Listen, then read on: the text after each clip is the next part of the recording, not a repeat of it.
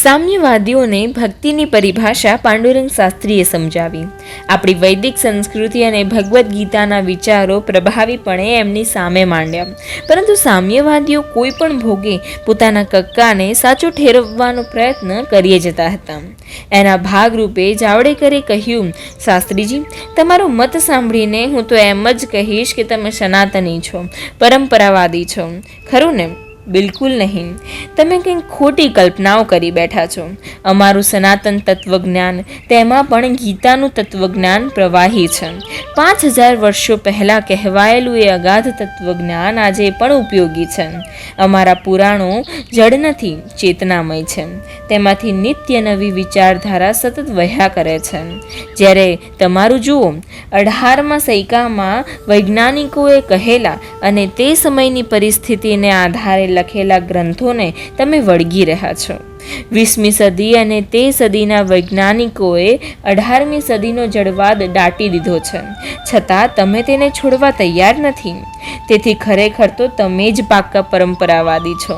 તમે એવા વિજ્ઞાન અને વૈજ્ઞાનિકોના સિદ્ધાંતોમાં મતાંતરોમાં રચ્યા પચ્યા રહો છો જે અણુમાં રહેલા ઇલેક્ટ્રોનની તીવ્ર ગતિને માપવા પણ સમર્થ નથી, અને પાછા અમારા વૈદિક સંશોધનને ખોટું ઠરાવવાના પ્રયત્નો કરો છો.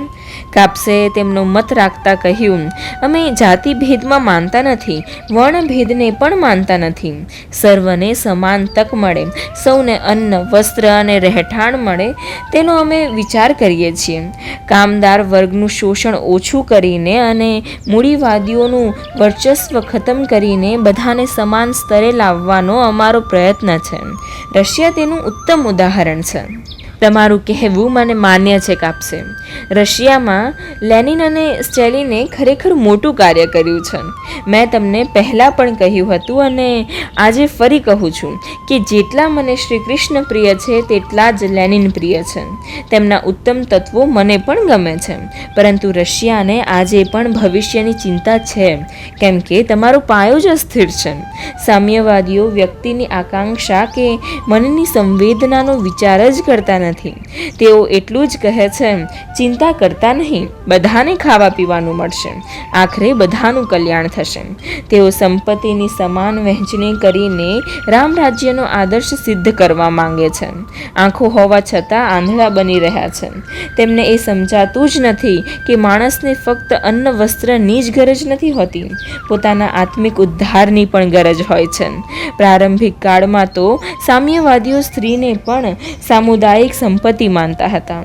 એ સમસ્યા આજે પણ ઉકેલાઈ નથી. સામ્યવાદીઓ આ પ્રશ્ન વિશે મૌન જ છે. કેટલા જંગલી અને અશ્લીલ વિચારો છે. સ્ત્રીને ફક્ત ભોગ્ય વસ્તુ માનનારા માનવતાનું રક્ષણ કેવી રીતે કરી શકે? જગતનો અને માનવતાનો ઉદ્ધાર કેવી રીતે કરી શકશે? સામ્યવાદીઓ થોડીવાર મૌન રહ્યા. પછી કાપ્સે પૂછ્યું, તમને લોકશાહીવાદ માન્ય છે? ના કાપ્સે, સામ્યવાદ અને લોકશાહી બંને બે ઊંડી ખાઈઓ છે. તેમાં પડ્યા પછી બહાર નીકળવું મુશ્કેલ છે. એકમાં મરવાનું અને બીજામાં ડૂબવાનું. આજનો સામ્યવાદ પશુતાનો આદર કરે છે અને વ્યક્તિ સ્વાતંત્ર્યનો અતિરેક કરનાર લોકતંત્રવાદ પશુતાને નષ્ટ કરવાનો ઉપાય મળી ગયાનો દાવો કરે છે. પણ આ બંને ભૌતિકવાદ પર આધારિત વાદો છે અને હંમેશા તેની જ સંગત કરતા રહ્યા છે. જો વ્યક્તિ સ્વાતંત્ર્યવાળો લોકતંત્રવાદ પશુતાને નષ્ટ કરવાનો ઉપાય બતાવી શક્યો હોત તો ભયની લટકતી તલવાર રહી જ ન હોત. આ બંને વાદોએ મનુષ્યતાના અમાનુષ કતલખાના ખોલ્યા છે. ગયા 2 મહાયુદ્ધમાં એ સિદ્ધ થઈ ગયું છે. લોકતંત્રવાદી નેતાઓ જનતાનું શોષણ કરે છે અને વિશ્વ બંધુત્વના જોરશોરથી ગપ્પા મારી રહ્યા છે. પણ આવી નીતિથી કે રીતિથી રામ રાજ્ય સ્થાપી શકાશે નહીં. છતાં લોકતંત્રવાદી અને સામ્યવાદીઓએ એકવાર જે પકડી લીધું છે તેને છોડવા તૈયાર નથી. તો પછી તમને કેવી રાજ્ય વ્યવસ્થા માન્ય છે તે તો કહો. તડેકરના આ પ્રશ્નના જવાબમાં પાંડુરંગ શાસ્ત્રીએ શાંત ચિત્તે કહ્યું, માનવ ઇતિહાસનો અભ્યાસ કરતા જણાય છે કે વિશ્વને એક અલગ પ્રકારના વિચાર પ્રવાહની જરૂર છે. અત્યાર સુધી માણસ અર્થને જ મહત્વ આપતો રહ્યો છે, તેથી જ તેનું ક્રમે અધઃપતન થતું રહ્યું છે. આવી દશામાંથી જગતને ઊંચે લાવી શકાય તેવા કાયમી ઉપાયની જરૂર છે. બધાના ચહેરા પર ઉત્સુકતા દેખાતી હતી. પાંડુરંગ શાસ્ત્રી શું કહેવા માંગે છે તે તરફ તેમનું ધ્યાન હતું. પાંડુરંગ શાસ્ત્રી આગળ બોલ્યા, જગતને અધઃપતનથી બચાવી શકે તેવી આત્મિક ચેતનાના વિચાર ધરાવતી દૈવી સંસ્કૃતિની આજે આવશ્યકતા છે. જગતને જો એવી સંસ્કૃતિ સાંપડે તો તેની ગાડી ફરી પાટે ચડી જાય. ભગવાન શ્રી કૃષ્ણે સમસ્ત માનવ જાતને એવી ચિરકાલીન આત્મિક ચેતનાની સંસ્કૃતિ ભેટ રૂપે આપી છે. આજે જગતને દેહ બ્રહ્માંડની કલ્પના ભ્રમ લાગે છે, તેથી નીતિ અનીતિ પણ ભ્રમ લાગે છે. પરિણામે માણસમાં પશુતા આવી છે, તેની મનોવૃત્તિ બદલાઈ છે. બધા પોતાના હક અધિકારની વાતો કરે છે, પણ પોતાના કર્તવ્યનું ભાન રહ્યું નથી અને તેની જરૂર પણ કોઈને જણાતી નથી. આજે માણસ વચ્ચે પોતપોતાના હક માટે સંઘર્ષ ચાલી રહ્યો છે. ત્યારે ભગવાન શ્રી કૃષ્ણએ કર્તવ્ય કર્મ કરવાનો માનવજાતને સંદેશ આપ્યો છે. શ્રી કૃષ્ણએ એ દર્શાવી દીધું છે કે ભૌતિક સંસ્કૃતિ નહીં પણ ચેતનામય સંસ્કૃતિ જ માનવજાતનું રક્ષણ કરી શકશે અને માનવતાની વૃદ્ધિ કરી શકશે. તેમણે એવો સંદેશ આપ્યો છે કે હક અને અધિકારની વાતો છોડીને કર્તવ્યનો વિચાર કરો. નકામા સંઘર્ષ છોડીને જ્યારે પોતાના કર્તવ્યનો વિચાર કરશો ત્યારે જ જગતની ઉન્નતિ થશે, માનવતા મહેકી ઉઠશે અને રામ રાજ્ય સ્થપાશે. પાંડુરંગ શાસ્ત્રીના મુખે અખિલ વિશ્વનું તત્વજ્ઞાન સાંભળીને બધા દંગ રહી ગયા. આ ચર્ચા સતત 7 દિવસ ચાલી.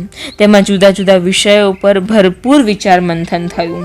પાંડુરંગ શાસ્ત્રીનો જુદા જુદા વિષયોનો અભ્યાસ અને કાર્યસિદ્ધિ માટેનો તલસાટ જોઈને બધા અવાક થઈ ગયા.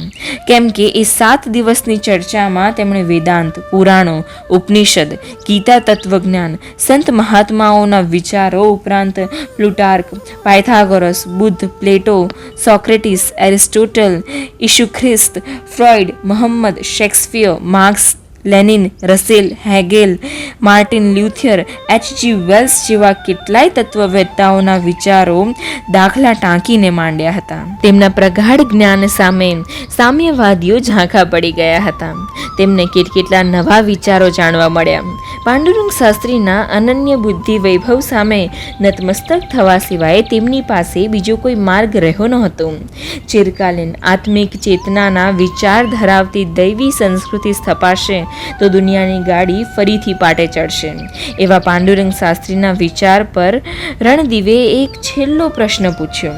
તમે કહી તેવી દૈવી સંસ્કૃતિ અત્યારના જમાનામાં આવવી શક્ય નથી, પણ ધારો કે તે લાવી શકાય તેમ છે, તો તે લાવશે કોણ? અઘરા આ સવાલનો જવાબ પાંડુરંગ શાસ્ત્રી શું આપે છે તે જાણીશું આવતા રવિવારે. ત્યાં સુધી રાધે રાધે.